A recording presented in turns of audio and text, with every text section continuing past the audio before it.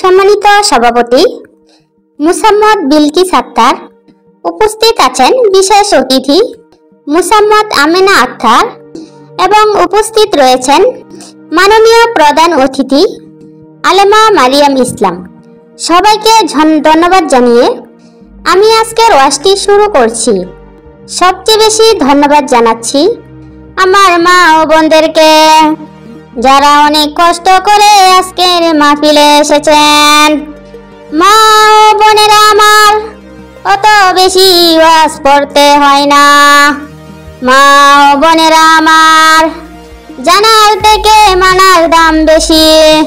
আপনি কোরআনের হাফেজ হলেও আপনার কোনো দাম নেই যদি আপনি আমল না করেন। ঠিক কিনা বলুন? মা ও বোনেরা আমার, আজকে একটি ছোট্ট দোয়া আপনাদেরকে বলে যাব, যে দোয়াটি পাঠ করিলে আপনার দোয়া সাথে সাথে কবুল হয়ে যাবে। বলুন সুবহানাল্লাহ। আমাদের মাঝে অনেকে আছেন, আমরা অনেক দোয়া পড়ি, কিন্তু আমাদের দোয়া আল্লাহর কাছে কবুল হয় না। এর কারণ কি? আজকে আমি যে দোয়াটি বলে দেব, এই দোয়াটি পাঠ করিলে আপনি আল্লাহর কাছে যে দোয়াই পড়িবেন সাথে সাথে কবুল হয়ে যাবে। আপনি যদি বলেন, হে আল্লাহ আমাকে কোটি কোটি টাকা দাও, আমাকে পাহাড় সমান সম্পদ দাও, আমার সব রোগ বালাই দূর করে দাও, আমাকে তুমি সম্মান দাও।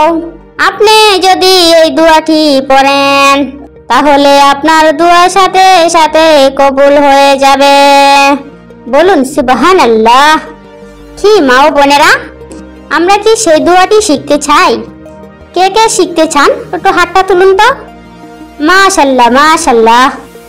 আজকের মাহফিলে আমি ঘোষণা দিয়ে যাচ্ছি, আপনারা যারা আজকে উপস্থিত হয়েছেন, আপনারা সবার প্রথমে জান্নাতে প্রবেশ করিবেন। বলুন সুবহানাল্লাহ।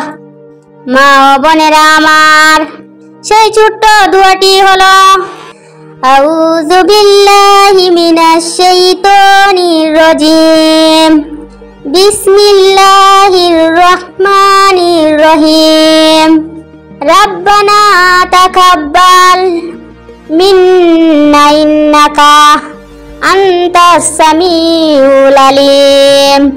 এই দোয়াটি বেশি বেশি আমল করিবেন, তাহলে আপনার মুখ থেকে যে দোয়াই আমল করিবেন, কোন দোয়া আল্লাহ তাআলা বিফলে দিবেন না। সব দোয়াই সাথে সাথে কবুল হয়ে যাবে। বলুন সুবহানাল্লাহ। কি মা ও বোনেরা, আপনারা কি বুঝতে পেরেছেন? সামনে কুরবানি ঈদ, তাই আমি আর আপনাদের সময় নষ্ট করব না। আজকের ওয়াজটি আমি এখানেই শেষ করে দিলাম। সবাই আমার জন্য দোয়া করবেন।